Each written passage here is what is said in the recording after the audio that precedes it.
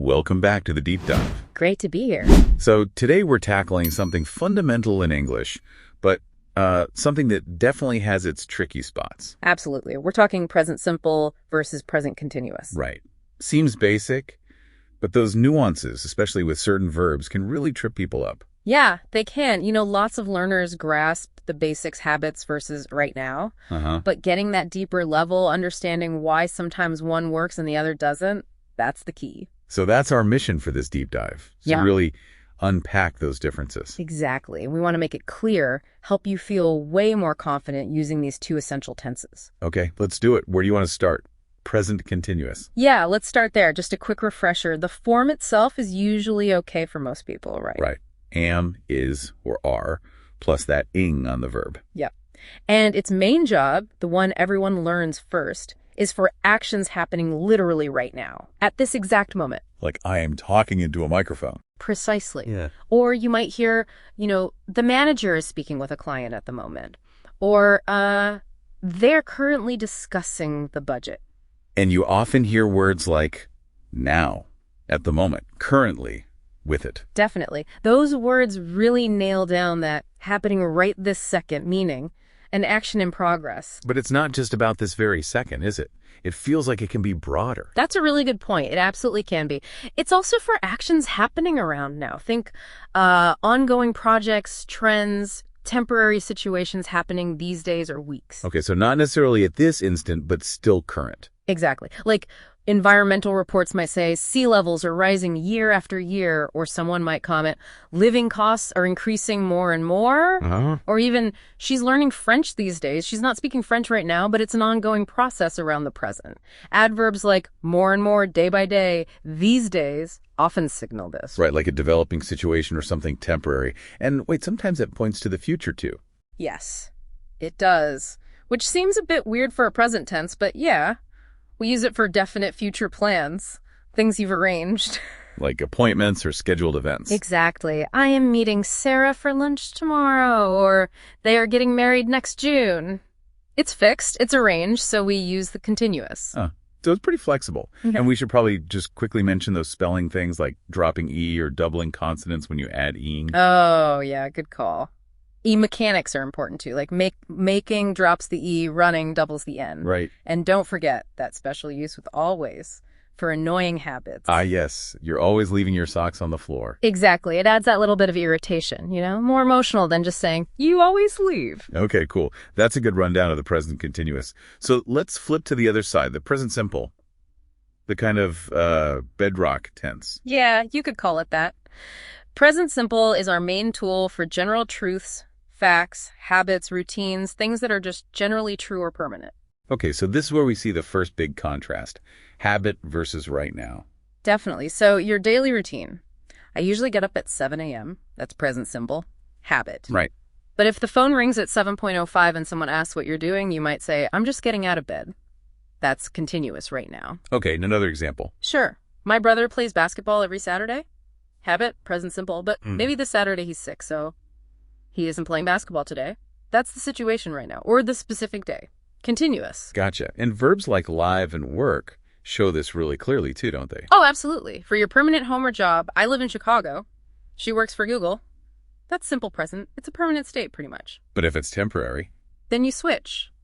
I'm living with my parents while my apartment is being renovated, or he's working in London office for the next 6 months. That temporary nature cues the continuous. Okay, permanent state versus temporary situation. Makes sense. So far, this feels pretty manageable, but I know there's a complication coming. Yes, you're right. The big one. State verbs versus action verbs. This is where it really gets subtle, right? This is absolutely the core of it. Present continuous is great for actions, things you are actively doing, but lots of verbs describe states, conditions, feelings, thoughts, possession. And these guys usually stick with the present simple. Even if the state is true right now. Even then, the key question often is, can you answer, what are you doing right now with this verb in a natural way? If it sounds weird, it's probably a state verb. Like, what are you doing? I'm knowing the answer. That sounds wrong. Exactly.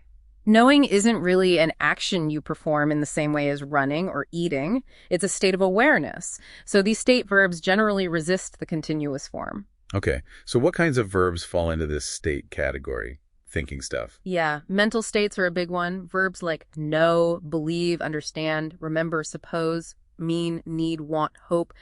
Also, seem and appear when they mean seem. So you wouldn't say, I'm needing help. Nope. You'd say, I need help, even if you need it right now. Or, she understands the problem, not is understanding. They hope to finish soon, not are hoping, when it's just their general hope. It's about the state of needing, understanding, hoping. Okay, what about feelings? Like love and hate? Same deal, like love, hate, prefer, wish, fear. These describe emotional states. So, he loves pizza, not is loving pizza. I prefer coffee, not am preferring coffee. Makes sense. Possession, too, you mentioned. Yep. Have, when it means own, possess, own, belong, describes the state of ownership. He has a new car, not is having in that sense. This jacket belongs to me, not is belonging. What about the senses? See, hear, taste, smell, feel. Those seem like actions sometimes. They can be tricky. Often when they describe the quality of something or your passive perception, they're state verbs. The soup tastes great. The soup has that quality. I hear music. You're perceiving it. It's a state of hearing. Okay, so the quality or the passive sense is a state. Right. That perfume smells nice. It has that smell. This blanket feels soft. It has that texture. Simple present for those. Any other common state verbs to watch out for? Yeah, a few more like exist, consist of, include, contain, cost, ow, weigh for seating weight, be for characteristics, appear, meaning seem. So this box contains old photos. State of containing. Exactly. It costs $20. State of price. She appears tired. State of seeming tired. He is tall. State of being tall. All simple present because they describe a state or characteristic, not an action you're performing right now. Okay, so the big rule here is if the verb describes a state, a condition, how something is, use the present simple, even if it feels current. That's the general principle, yes. It's about the kind of meaning the verb carries. Right. Now, the really fun part, the exceptions, or rather the verbs that can be both, the double agents. Yeah, the double agents. This is where context is everything. These verbs can describe either a state or an action, and their meaning changes which tense you use. That what are you doing right now test becomes super useful here. Okay, let's break some down. Think seems like a classic example. It really is. When think means believe or have an opinion, that's a mental state. So present simple, I think you're right. What you think of the movie. Okay, state of opinion. But when think means the process of considering, using your brain actively, pondering, planning, that's an action. So present continuous. What are you thinking about? I'm thinking about changing my job. You're actively engaged in the thought process. Right. Okay, what about see? Usually, see is just perception with your eyes. State, I see the bus coming, simple present. But see can also mean meet with someone, like a doctor or a client, or even dating someone. That's an arranged action or ongoing situation. If you could say. I'm seeing the doctor tomorrow. Or the boss is seeing the candidates this afternoon. Or even, are you still seeing Michael? Meaning dating. Those are actions or arrangements, so continuous is fine. Got it. Smell and taste must work like that too. Exactly the same logic, state. The flowers smell lovely. This juice tastes strange. That's the quality they possess. Simple present. And the action. Action. Why are you smelling the milk? Is it bad? Actively sniffing. The chef is tasting the sauce. Actively sampling. Present. Continuous for the action. Okay. And look. If look means appear or seem, it's a state. You look nice today. That cake looks delicious. Simple present. But if I'm actually using my eyes... Then it's an action. Why are you looking at me like that? We are looking for a new apartment. Directing your gaze. Searching. That's an action. Continuous. And have. We said it's state for possession, but it does so much more. Oh, absolutely. Have for possession is state. I have a headache. She has blue eyes. Simple present. Right. But think of all the phrases. Have breakfast. Have a shower. Have a party. Have a good time. Have a meeting. In these, have basically means eat, take, hold, experience, conduct. It's an action. So I'm having breakfast. Totally fine. She's having a shower. We're having a meeting right now. All present continuous because have is describing an activity. Okay, that's a big one. Can be an action verb? That feels weird. It does, but yes, in a specific way.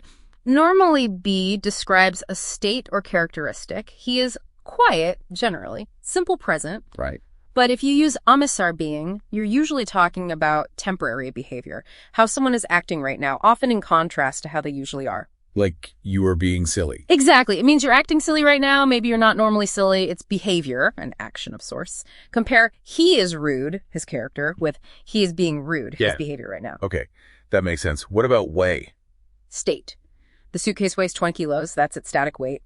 Simple present, action. The shop assistant is weighing the vegetables. That's the action of measuring. Continuous state. He appears calm. Seems calm. Simple present, action. The famous actor is appearing on stage tonight. Performing, continuous. Wow. Okay, one more feel. You said it can be a bit flexible. Yeah, feel is interesting. For physical or emotional states, like saying how you feel health-wise or emotionally, often both simple and continuous are fine and mean pretty much the same thing. So, I feel tired and I'm feeling tired are both okay? Generally, yes. How do you feel or how are you feeling? Both common. But when is it definitely state? When it describes the texture of something, this sweater feels itchy, or when it means have an opinion or sense, I feel this is the wrong decision, then it's usually simple present. Okay, that is a lot of nuance, but seeing them side by side really clarifies it. It's not just now versus habit. It's deeply tied to the verb's actual meaning, state, or action. That's the heart of it. Nailing this distinction, especially with those double agent verbs, is what really elevates your English. It lets you be much more precise. Yeah, you can convey exactly what you mean, whether it's a temporary action or a permanent state or an opinion or an ongoing process. Precisely. Getting this right makes your communication so much clearer, so much more natural sounding. It's a big step forward. Definitely. So mastering these points we've dived into today will really help you get a stronger handle on these tenses. For sure. It pays off. Well, this has been a really useful deep dive. We've seen that the line between present simple and present continuous isn't always sharp, and it often comes down to whether the verb itself is expressing a state or an action, especially with those verbs that can swing both ways. Couldn't have said it better myself. That state versus action idea is the key takeaway. So here's something for you, the listener, to think about. As you go about your week, listening to English, reading things, watching shows, try to spot these double agent verbs we talked about. Think, have, see, feel, look. When you see or hear one, just pause for a second. Ask yourself, is this describing a state, like a belief, a possession, how something seems? Or is it describing an action, something someone is actively doing? Yeah, notice the tense they used. Exactly. And see if you can connect the tense choice back to that state-action distinction. What little shades of meaning pop out when you start looking for it? It's quite interesting when you pay close attention.